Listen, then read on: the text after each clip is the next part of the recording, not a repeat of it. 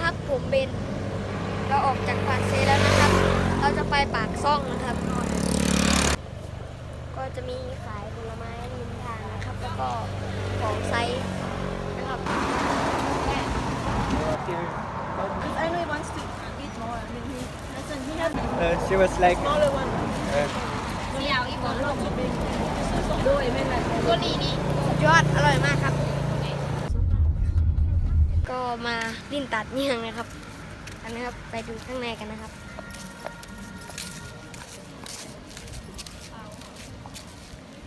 ภายในก็สวยนะครับสวยมากๆเลยมาเที่ยวกันนะคะไปกันเถอะ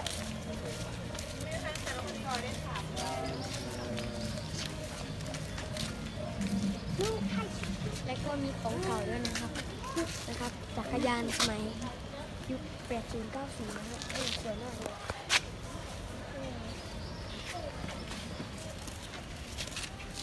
นะก็มีร้านค้าด้วยนะคะเต็มเลยแล้วก็มีคนทุกคนก็มาเดินกันนะอันนี้เป็นขนมเหมือนกันนะคะที่ตรงนี้เหมือนกันเป๊ะเลยเดี๋ยวผม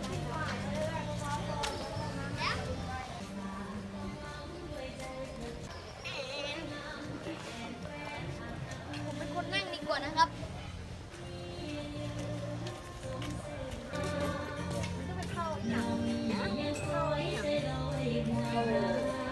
Bravo.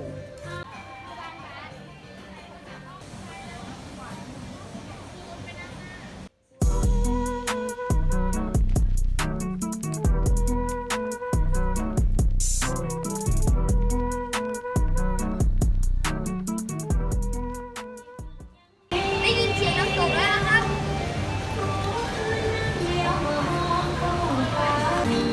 เอานี่กันนะลงไปดูน้ำตกกันนะ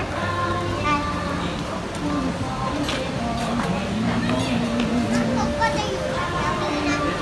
แล้วใกล้จะ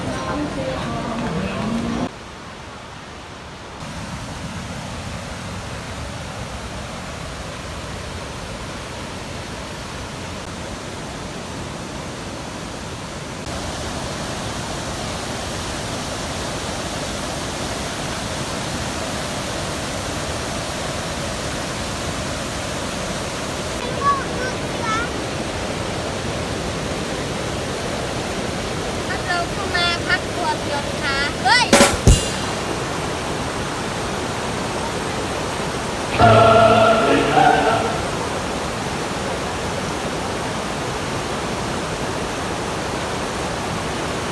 ไปที่ต่อไปนะครับ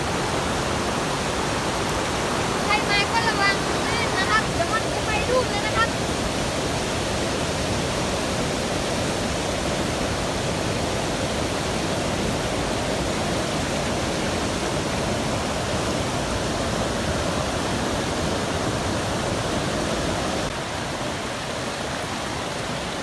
สวยมากๆเลยครับ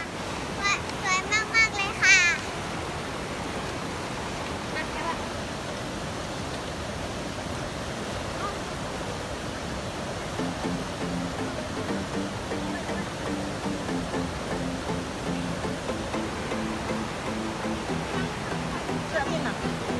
ติดปลากัน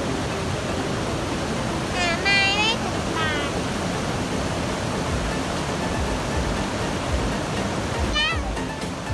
เราต้องไปหาเชือก